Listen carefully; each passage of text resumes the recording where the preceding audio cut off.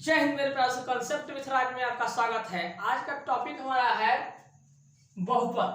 कक्षा 10 का टॉपिक है, ये दूसरा टॉपिक है कक्षा 10 का। आज थोड़ा ध्यान देखिएगा, बड़े अच्छे से समझ में आएगा, मुझे विश्वास है आप लोग को बहुत अच्छा लगेगा। ध्यान देखिएगा क्या होता है बहुपद। स्टार्ट से एकदम स्टार्ट कर रहे हैं, बेसिक से बताएंगे तो क्लास 9th में भी है और 10th में भी है। तो यहाँ पर कुछ पॉइंट्स को ध्यान देते हैं। पहला पॉइंट देखिए क्या है,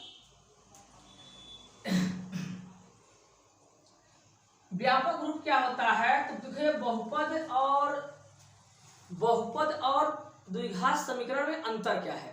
तो बहुपद क्या होता है, ऐसे हमने व्यापक रूप ले लिया ax² plus bx plus c, ये px या qx के इक्वल टू में ऐसे रहेगा, यानी ऐसा रहा तो ये क्या कहलाएगा, बहुपद कहलाएगा। क्या कहलाएगा, ये बहुपद कहलाएगा। और इसी के इक्वल टू में अगर जीरो आ जाए, क्या आ जाए, जीरो आ जाए, यहाँ इक्वल टू में आ जाए क्या, शून्य आ जाए, तो समीकरण कहलाएगा। जब इक्वल टू जीरो रहेगा तो समीकरण कहलाएगा, और इक्वल टू अगर जीरो नहीं रहेगा तो बहुपद कहलाएगा। ये सिंपल सी बात थी आपको समझाने के लिए। यहाँ देखिए कुछ पॉइंट को हम ध्यान देखते हैं। क्या पॉइंट पर लिखा गया स्टार्ट से ही बहुपद समझने के लिए, एक पदी बहुपद।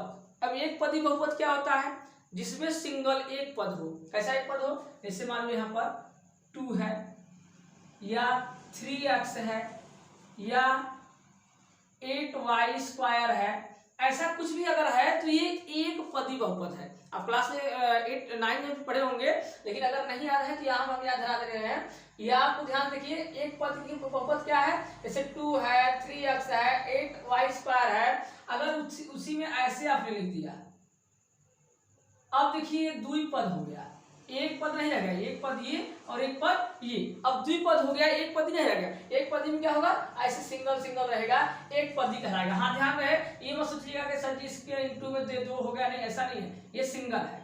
क्या ये सिंगल है, तो ये एक पदी हो गया। अब दो पदी क्या होता है, द्विपदी बहुपद क्या होता है, जिसमें दो पद हो। जैसे एग्जाम्पल में आप ले लीजिए, दो पद है, जैसे सर जी हमने क्या ले लिया, 2y⁴, यहाँ 2 लिख दिया, कुछ भी ले सकते हैं। ये क्या है, ये है हमारा दो पदी बहुपद है। क्या ये दो पदी बहुपद है। अब इसके आगे क्या है, त्रिपदी। देखिए त्रिपदी, अब त्रिपदी में क्या है सर, त्रिपदी में ऐसा हो सकता है, ये सब त्रिपदी के एग्जाम्पल है।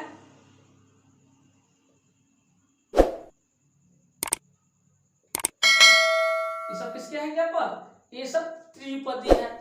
अब यहाँ पर इस त्रिपदी के बाद हमने शून्य बहुपद लिखा है। शून्य बहुपद क्या होता है, जिसके गुणांक में शून्य हो, गुणांक में क्या हो, शून्य हो। जैसे एग्जाम्पल रख के देख लीजिए, यहाँ पर जैसे 0x², 0x प्लस 0। देखिए इसके गुणांक में 0 है, इसके गुणांक में 0 है, यहाँ तो 0 है ही। तो ऐसा जब रहेगा तो उसे हम लोग बोलेंगे शून्य बहुपद। क्या बोलेंगे उसको हम लोग बोलेंगे शून्य बहुपद। क्या बोलेंगे उसको हम लोग बोलेंगे शून्य बहुपद बोलेंगे। यहाँ और कुछ हो सकता है, जैसे मान लो यहाँ पर ले लिए t² प्लस 0t, यहाँ पर ले लिए 0, ऐसा रहेगा तो शून्य बहुपद होता है। क्या होता है इसको हम लोग बोलते हैं शून्य बहुपद। इसके आगे क्या है, इसके आगे है देखिए ये रैखिक बहुपद। रैखिक बहुपद क्या होता है, रैखिक बहुपद वह होता है जिसके पावर, जिसके घात में क्या हो, एक हो।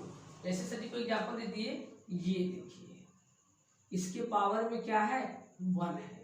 जिसके पावर में 1 रहेगा वो कहलाएगा रैखिक। क्या कहलाएगा, रैखिक बहुपद। यहाँ कुछ नहीं है तो एक है, क्या है, एक है, ये रैखिक बहुपद कहलाएगा।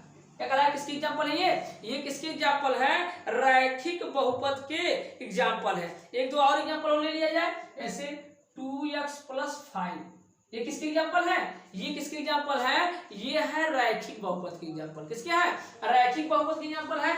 यहाँ पर देखिए रैखिक बाद हमें लिखा है द्विघात बहुपद। अब ये सिर्फ पावर बढ़ाते जाइए, पावर बढ़ा दीजिएगा, आपका सब कुछ हो जाएगा। अब पावर हमने बढ़ा दिया, पावर हमने इसको बढ़ा दिया, यहाँ 2 कर दिया, तो ये क्या हो गया, ये हो गया हमारा दो घात बहुपद। क्या हो गया, दो घात बहुपद। अब इसी को आगे बढ़ा देंगे तो त्रिघात बहुपद। इसमें इसके पावर में क्या हो जाएगा, 3 हो जाएगा, इसके पावर में क्या हो जाएगा, 3 हो जाएगा। ये कौन सा बहुपद हो गया, त्रिघात बहुपद यानी त्रिबहुपद, त्रिघात यानी त्रिघात बहुपद। क्या हो गया? त्रिघात बहुपद हो गया। ये तो बहुपद का हम लोग ये पॉइंट समझे हैं कि सर जी एक पदी क्या होता है, द्विपदी क्या होता है, त्रिपदी, शून्य, रैखिक, ये सब हो गए। अब अभी हम लोग बताए हैं कि बहुपद में क्या होता है कि बहुपद जानने के लिए बहुपद हमारा सीधा सीधा है कि कोई भी अगर यहाँ पर लगा है ऐसा, तो ये अगर यहाँ पर ये px या qx के इक्वल के फॉर्म में रहेगा और बराबर इसके जीरो नहीं होगा। जीरो कब? जब हम लोग शून्य निकालेंगे, अगला जब आगे पढ़ेंगे शून्य निकालने के लिए, तब हम लोग वहां पर शून्य लगाएंगे। इसके पहले यहाँ शून्य नहीं लगाएंगे। अगर शून्य लगा देते हैं, यहाँ जीरो लगा देंगे, तो ये क्या हो जाएगा? हमारा समीकरण बन जाएगा, बहुपद नहीं रह जाएगा। बहुपद रहने के लिए क्या जरूरी है? बहुपद होने की जरूरी है कि इसके ये इक्वल टू जीरो न हो, व्यापक रूप में ये इक्वल टू जीरो न हो। अब हम लोग टॉपिक को सिधारते हैं 2a पर। किस पर आ रहे हैं? 2.1 को स्टार्ट कर रहे हैं अभी तुरंत। देखिए ये 2.1 का क्वेश्चन है और एकदम सिंपल है। देखो क्वेश्चन क्या बोला है, एकदम ध्यान देखिएगा, सिंपल क्वेश्चन है, एकदम आराम से लग जाएगा। यहाँ क्या कह रहा है? किसी बहुपद f(x) के लिए y इक्वल टू f(x) के ग्राफ दिए गए हैं। ग्राफ क्या है? ये ग्राफ दिया हुआ है, दिए गए हैं। प्रत्येक ग्राफ में f(x) के शून्यांकों की संख्या ज्ञात करना है। f(x) के शून्यांकों की संख्या ज्ञात करना है। एकदम सिंपल से देखिए, एकदम आराम से समझ में आएगा। देखिए ये x अक्ष है, ये क्या है? x अक्ष है, और ये क्या है? y अक्ष है। क्या है ये? y अक्ष है। अब x अक्ष के शून्यांकों की संख्या पूछा है। अब x अक्ष के पूछा है तो ये ध्यान दीजिए, ये x अक्ष पर कितनी जगह काट रहा है, कहाँ टच कर रहा है? एक बार टच कर रहा है। अब एक बार टच कर रहा है तो शून्यांकों की संख्या कितनी हो जाएगी? 1 हो जाएगी। कितनी हो जाएगी?